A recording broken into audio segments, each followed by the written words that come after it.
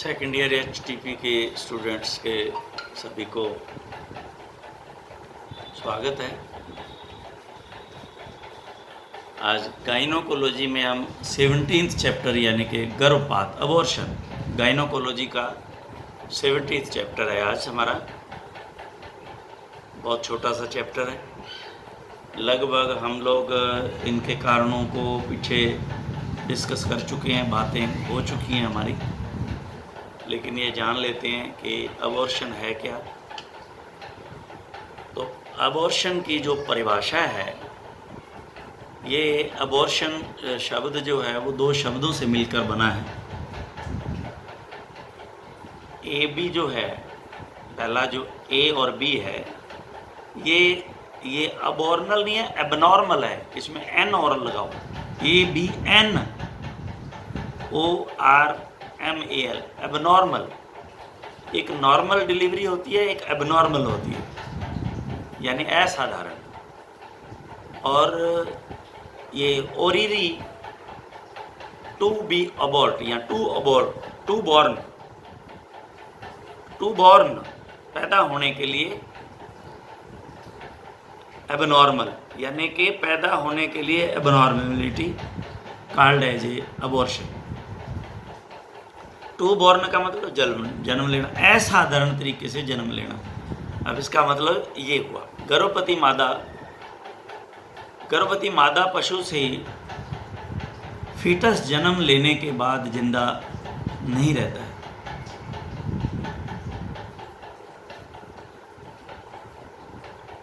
अथवा आकार व विकार से पहचानने की अवस्था का मरा हुआ पैदा होता है, तो ऐसी स्थिति को अबॉर्शन कहते हैं।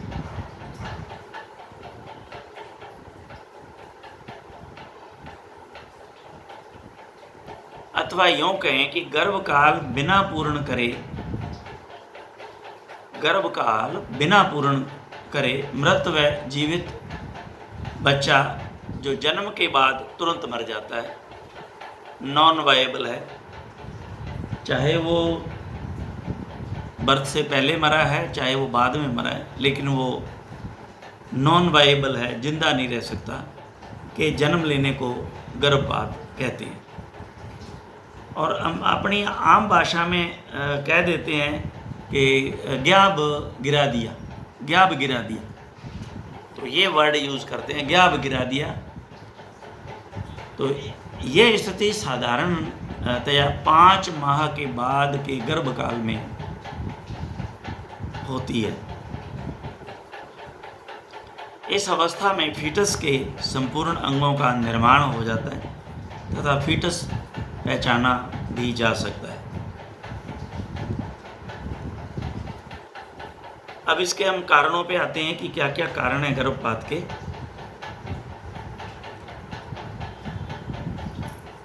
इन्फेक्शियस कारण हैं और नॉन इन्फेक्शियस, संक्रामक कारण और असंक्रामक कारण। संक्रामक जो कारण है वो इन्हें फिर इसमें निम्न अलग अलग जो है वो विभाजित हैं, जैसे बैक्टीरियल है, वायरल है, माइकोटिक है और प्रोटोजोनल इंजेक्शन, ये इन्फेक्शन है। तो ये सारी चीज़ें इसमें काउंट होती हैं। तब हम देखते हैं कि कौन कौन से बैक्टीरियल कॉज हैं। बैक्टीरिया में मैंने आपको पहले अभी बताया कि हम ये सब पढ़ चुके हैं। इसके बारे में जानकारी जो है पहले हमारे टॉपिक्स में आ चुकी है, लेक्चर में आ चुकी है। पूर्ण रूप से इनको आगे हम पूरी डिटेल के रूप में भी पढ़ेंगे। जैसे ब्रूसेल्ला अबॉर्टस है या ब्रूसेलोसिस है, infection of Brucella abortus, brucellosis, Vibrio fetus vibriosis, pyro नहीं है, ये लेप्टोस्पायरो पोमोना है, लेप्टोस्पायरोसिस, माइकोबैक्टीरियम बोविस और लिस्टेरियोसिस। तो ये हमारे पास जो है बैक्टीरिया हैं। अगर इनका इन्फेक्शन चला जाता है अंदर तो ये अबॉर्ट करवा देते हैं, बच्चे का अबॉर्शन हो जाता है। इनके अलावा जीवाणु,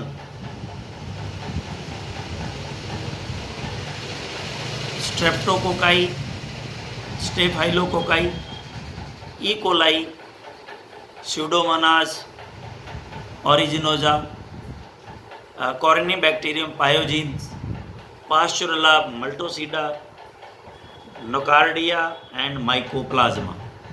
तो ये भी, इसके अलावा ये जीवाणु भी, और ये 3 जो 4 ऊपर बताए गए ये तो वेरी वेरी कॉमन हैं। ये ब्रुसेलोसिस है जो, ये कॉमन है, विब्रियोसिस, लेप्टोस्पायरोसिस, ये तो क्वाइटल डिजीजेज हैं, क्वाइटस के द्वारा संभोग के समय जो है वो फैलती हैं, चाहे वो मेल से फीमेल में और फीमेल से मेल में, तो ये इस तरह से फैलाव लेती हैं। अब वायरल इन्फेक्शन कौन कौन से हैं इसमें देखिए। इन्फेक्शियस बोवाइन राइनोट्रेकियाइटिस हमने पढ़ लिया, epizootic bovine abortion, FMD. Generally FMD में क्या होता है, 2 काम बड़े एफएमडी के सिम्टम में मैंने नोट किए। एक तो ये है कि जो प्रेग्नेंट गाय है, भैंस है, तो वो बच्चा नहीं रखेगी, यानी कि वो फेंकेगी, बच्चा गिरा देगी, अबॉर्ट होगा ही होगा। और इसके लिए एक विशेष ध्यान ये रखना चाहिए कि जब हम ऐसे जानवर में एफएमडी का टीका लगाते हैं, ये आप लोगों के लिए क्लिनिकल एक पॉइंट दे रहा हूँ मैं, जब भी टीका लगाएं तो मालिक को इस बात से अवश्य अवगत करा दें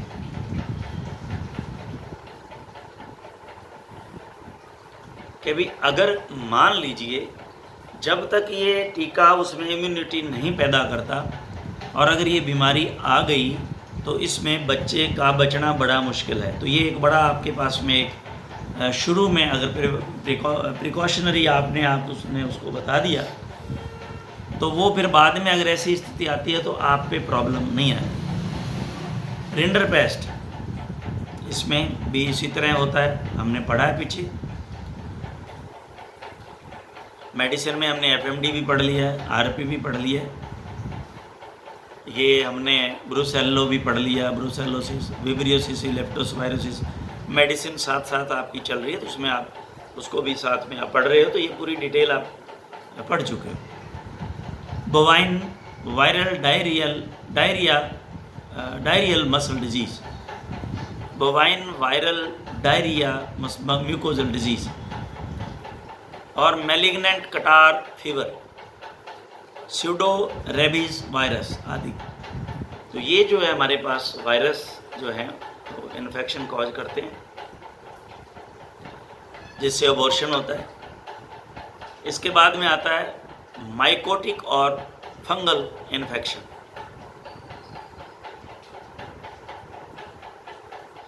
तो देखिए एस्परगिलोस, ये हम पढ़ेंगे, फंगस अभी आई नहीं है, नेक्स्ट हम मेडिसिन में पढ़ने वाले हैं इसको। एस्परगिलस स्पीसीज और ईस्ट माइकोरेल्स स्पीसीज और प्रोटोजोआ में हमारे पास इसमें इन्फेक्शन है ट्राइकोमोनियोसिस, टॉक्सोप्लाज्मोसिस। ये हम पढ़ने वाले हैं, ये बीमारियां सारी आगे अब मेडिसिन में आएंगी, ये सारी जो अब मैं बता रहा हूँ ये सारी आगे हम पढ़ेंगे। ये ट्रिपनोसोमियोसिस बिल्कुल सही है, एनाप्लाज्मोसिस, बेबेसिस, ये हमारे अब नेक्स्ट लेक्चर में जो आएंगी ये सारी बीमारियां आप अच्छी तरह से इनके बारे में डिटेल में पढ़ोगे।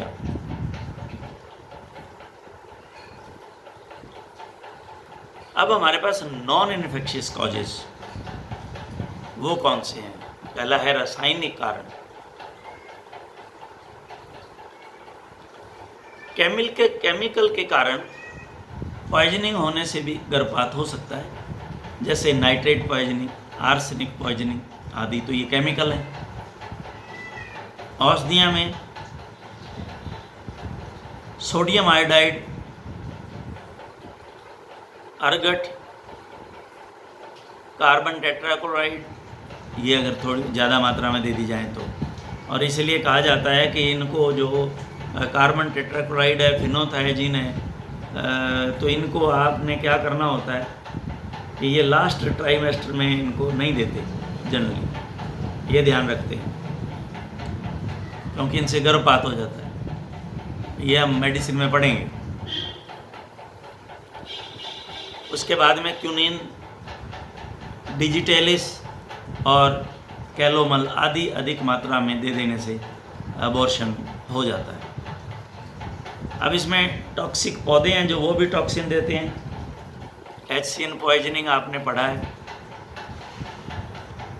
जो कच्ची ज्वार होती है उसमें HCN ये होता है पॉइजन, और अगर आप खिला देते हो तो। और गोसीपोल, ये भी आप जो बिनोले की खड़ जो होती है, बिनोले जो होते हैं उनमें जनरली ये गोसीपोल पॉइजन पाया जाता है। अन्य जो है वो इसमें एक्सीडेंट, जैसे दुर्घटना के कारण, भारी चोट लग जाने के कारण, ट्रांसपोर्ट के दौरान गिरना फिसलना, और जुड़वा बच्चे किसी प्रकार की एलर्जी। इसके बाद में आते हैं हार्मोनल कारण। हार्मोनल कारण, अब हमने ये तो हार्मोन के बारे में तो आप बहुत अच्छी तरह से टोटल जान चुके हो कि प्रोजेस्टेरोन की कमी, CL का ना बनना, बहुत कम प्रोजेस्टेरोन का होना, रिग्रेस होना उसका, यानी कि प्रोजेस्टेरोन अगर प्रॉपर नहीं है तो मेंटेन नहीं रहेगी, प्रेगनेंसी अबॉर्ट हो जाएगा। एस्ट्रोजन लेवल हाई हो गया ज़्यादा तो भी हो जाएगा। और ग्लूकोकॉर्टिकोइड आदि की कमी के कारण गर्भपात हो जाता है।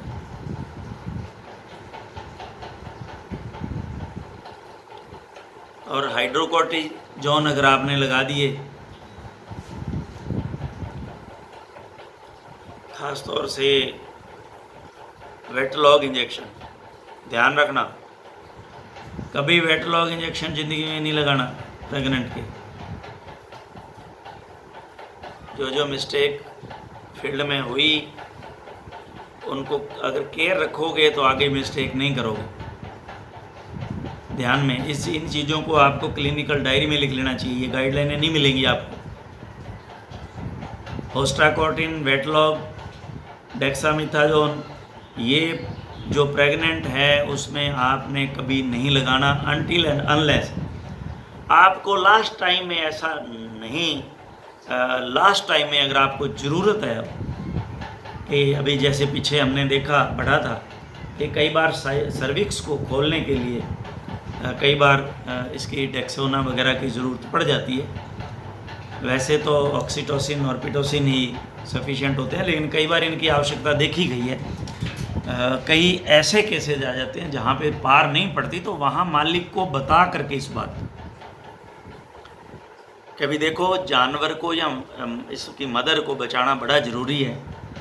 और अब अगर मान लो मैं ये इंजेक्शन लगाता हूँ और बच्चेदानी तो खुल जाएगी, हो सकता है कहीं ना कहीं कोई प्रॉब्लम बच्चे को भी हो जाए, तो ये आपको मैं पहले अवगत करा रहा हूँ। तो इसलिए फिर बाद में आप पे वो बात नहीं आएगी अगर आपको इस बात की नॉलेज होगी तो कई बार लगाने पड़ते हैं, ये इमरजेंसी ड्रग्स हैं, काम में लेनी पड़ती हैं। न्यूट्रिशनल कारण में क्या है, अकाल पड़ गया और उसको जो है वो पूरा न्यूट्रिशन मिल नहीं रहा, और वो वीकनेस के कारण भी अबॉर्शन हो जाता है। जैसे अकाल है, भूखा रहना, कुपोषण है, कॉपर और कोबाल्ट, कॉपर, सेलेनियम आदि की आहार में कमी का हो जाना, विटामिन ए और आयोडीन की कमी का भी आहार में कम होना जो है वो ये अबॉर्शन की तरफ जो है ले जाता है। अब इसके बाद में हमारे पास आते हैं जेनेटिक कारण। तो अब ये छोटी सी बात कह देना कि जी मेरी गाय ने जो है वो बच्चा गिरा दिया, बस उसका तो एक लफ्ज़ है, और अब आप हिसाब लगा लो कि कितना कुछ उसके अंदर आपको जो है सोचना पड़ेगा, कारण उसका ढूंढना पड़ेगा कि ये कारण क्या बना। तो वो आप वहाँ पे अब आपका क्लिनिकली जो एग्जामिनेशन है उसी भी आपका सब डिपेंड करता है। जेनेटिक कारण, जीन विशेष तौर पर लिथल जीन के कारण गर्भपात हो जाता है। लिथल जीन जेनेटिक्स में आपने पढ़े हैं। लक्षण, जो गर्भपात के अबॉर्शन के लक्षण क्या हैं। पशु के शुरुआती गर्भकाल में जब गर्भपात होता है तो पशुपालक को पता ही नहीं चलता। ये सही है, क्योंकि अगर ये लगभग 3-1 महीने पर ऐसा होता है तो आप ये समझ लें कि आपने कई बार देखा होगा, ये चिड़िया का बच्चा देखा होगा। चिड़िया का बच्चा, तो मैंने तो ये खूब इस तरह देखे हुए हैं जाके। जैसे ये चिड़िया का बच्चा है, बस सिंपल इतना ही बड़ा सिंपल साइज ये होगा। अब उसमें क्या पता चलेगा। अच्छा, कई बार तो क्या होता है कि जानवर जो है वो पहले गोबर करता है, क्योंकि जोर मारेगा ना, गोबर करेगा। अब उसका गोबर भी आपको पता है कितना एरिया घेरता है। अब वो उसी के ऊपर भी अबॉर्ट कर देता है, तो बच्चा वो क्यों गोबर होता है लूज, और वो उसके अंदर ही चला जाता है। डेड जो बच्चा है वो उसके अंदर ही चला जाता है और उसका पता ही नहीं चलता। तो इसीलिए कह रहा है कभी कभी तो पशु मालक को पता भी नहीं लगता। पशु के जब गर्भपात होता है तो उसकी पूंछ, वल्वा आदि पर प्लेसेंटा चिपका रहता है, नहीं तो कोई किसी प्रकार का लिक्विड जरूर लगा हुआ होगा। इसको देखकर गर्भपात का अनुमान लगाया जा सकता है। गर्भपात के दौरान मादा पशु ऊंची पूंछ कर जोर भी लगाता है, रंभाता है और वल्वा से डिस्चार्ज भी आता है। जो मैंने अभी बताया, ये पूंछ के लगा हुआ वल्वा का डिस्चार्ज जो मिलेगा। संक्रमण का निम्न गर्भकाल पर गर्भपात होता है। कौन कौन से संक्रमण है ये हमने मेडिसिन में पढ़ लिए हैं अच्छी तरह से, रटे गए ये अब आपके। ब्रुसेलोसिस 6 से 9, विब्रियोसिस 5 से 6, ट्राइकोमोनेसिस 2 से 4 और लेप्टोस्पायरोसिस। ये लेप्टोस्पायरोसिस है, ये कुछ और ही लिख दिया इसने, लेप्टोस्पायरोसिस TUNITO। लेप्टोस्पायरोसिस 6 माह के बाद और लिस्टीरियोसिस 7 माह पर। तो अब आप वेरी क्लियरली इनमें आप डिफ्रेंशिएट कर सकते हैं। जैसे ये 6 माह 2 जगह आ गया, लेप्टोस्पायरोसिस भी आ गया, ब्रुसेलोसिस भी आ गया। तो आपको ये बताया गया है कि ब्रुसेलोसिस में हमेशा जो जेर है वो चमड़े की तरह होगी, चमड़े की भांति होगी। तो ये इसका एक क्लियर सा डिमार्केशन है इसमें और उसमें। तो इसमें ये चमड़े जैसी नहीं होगी। तो ये छोटी छोटी बातें हैं, इनसे आप फील्ड में इसको डायग्नोज आराम से कर सकते हो। और ये इनमें से कोई भी हो, आपने नेक्ड जो है हैंड और नेक्ड आई, नेक्ड जो है यूज़ आपने इनको नहीं करना। आँखों पे आपने चश्मा लगाना है, गूगल्स लगाना है, और हाथों पे आपने हर हालत में जो है वो स्लीव जो है वो पहनना है, और फिर ये कार्य को आपने करना है। अदरवाइज़ पूरी ज़िंदगी पछताओगे। ये मैंने आपको मेरी उसमें मेडिसिन वाली बुक में भी आपको बता दिया, यहाँ गायनोकोलॉजी वाली बुक में भी आपको मैं ये क्लियर कर रहा हूँ, सचेत कर रहा हूँ। अब हमारे पास उपचार है। उपचार में ब्रॉड स्पेक्ट्रम एंटीबायोटिक ले, इंट्रामस्कुलर और इंट्रायूट्राइन।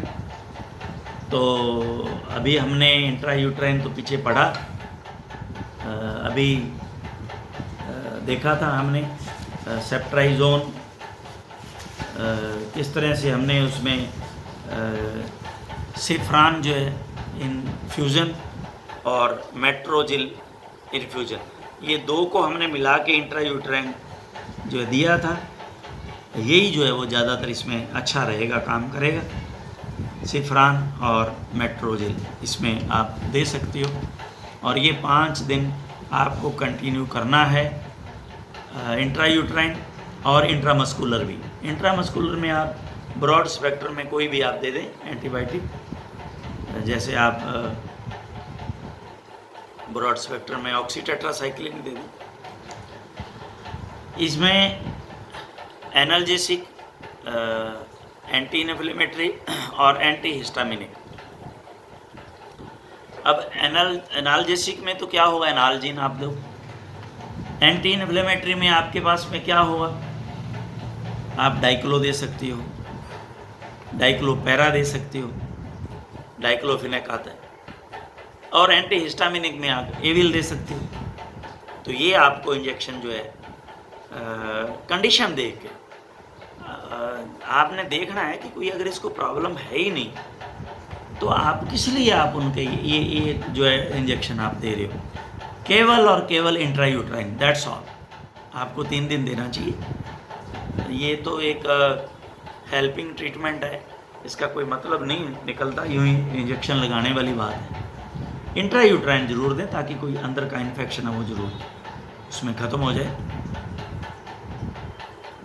वैसे ये एनाल्जेसिक कोई उसके दर्द है ही नहीं तो फिर उसको क्या ज़रूरत है लगाने की। एंटी इन्फ्लेमेटरी क्या ज़रूरत है, कोई ज़रूरत नहीं लगाने की। और मैं तो समझता हूँ एंटी हिस्टामिनिक भी कोई ऐसा आवश्यक नहीं है ये लगाना। हाँ, ब्रॉड स्पेक्ट्रम में एंटीबायोटिक जो है इंट्रामस्कुलर आपने लगा दी, इंट्रायूट्राइन आप दे दो, दैट्स ऑल। अब फिर अगर आपने एंटीबायोटिक दे रहे हो तो बी कम्प्लेक्स आपको देना ज़रूरी है, क्योंकि वो भी आपको 5 ml बेलामिल या बीवीनल जो है वो आपको देना चाहिए 5 ml। अगर आप रोज़ लगाते हैं एंटीबायोटिक तो उसमें ये ज़रूरी है। ये सारे स्पोर्टिव ट्रीटमेंट हैं। अब हमारे पास आता है प्रिकॉशन क्या करें। प्रिकॉशन क्या रखें, गर्भपात वाले पशु को अन्य स्वस्थ पशुओं से अलग रखें, बहुत ज़रूरी है। जब तक ये आपको ये कन्फर्म नहीं हो जाए कि ये कोई इन्फेक्शियस जो है वो नहीं है डिजीज़, तो ये आपने ध्यान रखना है। गर्भपात के बाद फीटस प्लेसेंटा को गहरे गड्ढे में गाड़ दें, चाहे आपको कैसा भी है, चाहे आपको बीमारी का पता लगा या नहीं लगा, चाहे वो बीमारी फैलाव लेने वाली है या नहीं है, लेकिन आप ये अपने प्रिकॉशन ले लें। खड्डे में उसको डाल दें और उसके ऊपर रेत डाल दें। पशु के नीचे बिछी बिछावन आदि को भी जला दें। काविंग बॉक्स को एंटीसेप्टिक सॉल्यूशन से धो। ये बहुत ज़्यादा प्रिकॉशन रखने वाली बातें हैं और इनमें प्रिकॉशन जो है वो रखना भी आवश्यक है और रखना भी चाहिए। तो आज ये हमारा छोटा सा चैप्टर हमने इसको कंप्लीट किया है। तो अब नेक्स्ट जो है हम प्रजनन अंगों संबंधित रोगों के बारे में जानकारियाँ प्राप्त करेंगे हमारे नेक्स्ट लेक्चर में। 18th लेक्चर जो है हमारा, और हमारा लेसन जो है हम बाद में स्टार्ट करेंगे। Thank you very much.